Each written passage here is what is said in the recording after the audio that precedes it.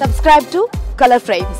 Border Gavaskar trophy రెండో టెస్టులో Australia 10 వికెట్ల తేడాతో భారత్ను ఓడించింది. అడిలైడ్ వేదికగా జరిగిన ఈ టెస్ట్ మ్యాచ్ కేవలం 2.5 రోజుల్లోనే ముగిసింది. ఈ మ్యాచ్లో బుమ్రా మరోసారి అద్భుతంగా బౌలింగ్ చేశాడు. తన పేరిట 4 వికెట్లు తీశాడు. అయితే మ్యాచ్ సమయంలో బుమ్రా తొడకండరాల నొప్పితో బాధపడ్డాడు. బౌలింగ్ చేస్తూ కింద పడిపోవడంతో ఫిజియో వచ్చే చికిత్స అందించాడు. అనంతరం బుమ్రా మళ్లీ బౌలింగ్ చేశాడు. ఇలాంటి పరిస్థితుల్లో బుమ్రా సిరీస్లోని అన్ని టెస్ట్ మ్యాచ్లు ఆడతాడా లేదా అనే ప్రశ్నలు తలెత్తుతున్నాయి. నిజానికి బోర్డర్ గవాస్కర్ ట్రోఫీలో బుమ్రా బౌలింగ్ బాధ్యత పూర్తిగా తానే తీసుకున్నాడు. మిగతా బౌలర్లో వికెట్లు తీసినా కీలక వికెట్లు తీయడంలో బుమ్రాదే పైచేయి. పెర్త్లో జరిగిన తొలి టెస్టులో జెస్సీ 8 వికెట్లు తీశాడు. ఆ మ్యాచ్లో బుమ్రా ప్లేయర్ ఆఫ్ ది మ్యాచ్గా ఎంపికయ్యాడు. అడిలైడ్లోనూ అదే జోరును కొనసాగించాడు. ఇప్పటి వరకు సిరీస్లో అత్యధిక వికెట్లు తీసిన బౌలర్గా బుమ్రా నిలిచాడు.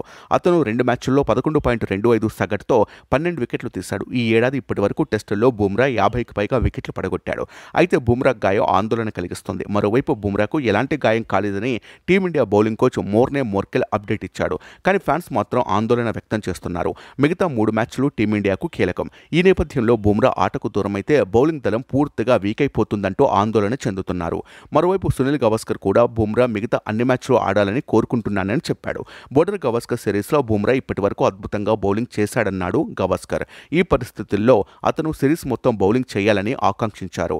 ఒకవేళ బుమ్రాకు ఏదైనా సమస్య ఉంటే అతనికి ఇంకా 4 రోజుల సమయం ఉంది. సో బుమ్రా 3వ టెస్టుకు అందుబాటులోకి రావచ్చని అంటున్నారు క్రికెట్ విశ్లేషకులు. వీడియో మీకు నచ్చినట్లయితే ప్లీజ్ లైక్ చేయండి, షేర్ చేయండి, కామెంట్ చేయండి.